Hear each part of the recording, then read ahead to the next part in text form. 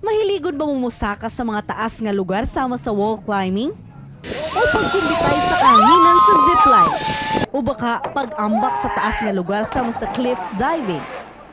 Kining tanan, giusa sa usa ka adventure nga bagura dinhi sa Sugbo, ang reverse bungee sky shot. Kini ang labing unang klase sa reverse bungee sa Pilipinas. Ang musuway ini malagpot sa gilayong 55 to 60 feet.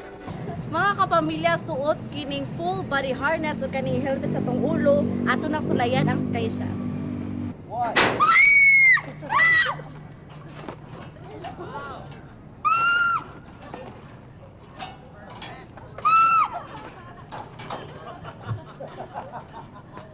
Sagat sa mga musuway sa sky shot, di kapugngan nga mo syagit og makuyawan. Tungod sa pagkakalit ug pagapaspas nila moabot sa taas. Tugay sab mahunong ang imong pagtuyok-tuyok, maong gikinahanglan ang balanse sa lawas. Gipasalig sa mga tagduma ang kaluwasan sa ilang customer.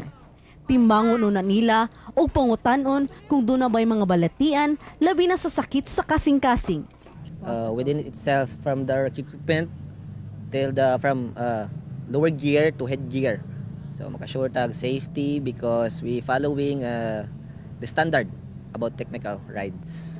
Busa sa mga mahiligon sa extreme adventure, di na kinahanglan mo biyahe og layo o mugasto og dako. Kaysa imong 200 pesos, mahimo nang mag-sky shot. Ako si Elijah Romohenes, alang sa maayong buntag, kapamilya.